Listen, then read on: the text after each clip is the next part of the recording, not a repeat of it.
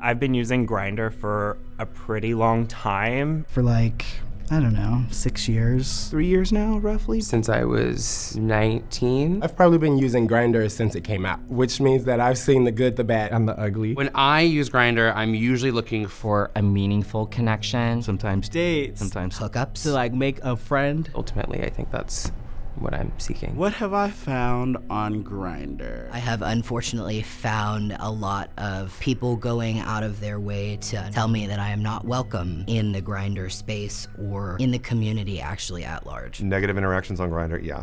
I've had them. I'm not really who they're looking for on a very common basis. I find that people want to connect with you if you are a very particular aesthetic, and if you don't fall into that aesthetic, then they don't want to hang out with you. The people who are on it don't want to talk to me, or they come at me very sideways with like very hurtful, harsh words. The things that I get are highly inappropriate. I face discriminations on many levels, from just my body to the color of my skin and also my actual health status as well. There's a lot of femphobia. The transphobia comments constantly pop up. In that sense, it's not really a safe space because people still can say whatever they want to say. There was a guy who I had just said hi to, and his response to that was, "Don't talk to me. It's your fault that people like you exist and Ebola exists, and I hope you catch it and you die." He told me that I didn't have a right to reject him because I was fat and no one's ever gonna want to be with me or sleep with me, so I should just take what I can get. He immediately got upset with me, started cursing me and saying that I do not deserve to live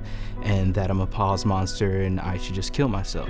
He was like, "You're a chick." How often do you cross-dress? No gay man would ever want to be with somebody who doesn't have a dick. Nice to see that your dick still works. Were you born a girl? If I wanted to fuck a girl, I'd fuck a girl. What are you doing here? Go back to Mexico. Trannies shouldn't be on here. Can't you people go ruin another app? You're short, you're bald, you're fat. No fats. Not into fat. Not into femmes. No bags. No browns. No rice. Anti-Asian. Asking me if I'm clean. You're dirty. Disgusting rat from like Southeast Asia. Get out of my country. And I was just like, wow. It blows my mind, it baffles me. Did I just read what I just read? Like, I don't understand how someone thought that language was okay. Some of the comment kind of haunted me. It has a very, very negative effect on you. Is there something wrong with me? Am I inferior to you? The insecurities that you thought weren't there anymore, they brought them back. It's kind of the same thing over and over again On a constant basis. There is an emotional toll that happens. All those things, eventually, they build up. It's mostly just disappointment. It's disappointing. It's just like hard. It's really hard. It's tiring. It just makes me feel like I'm not enough.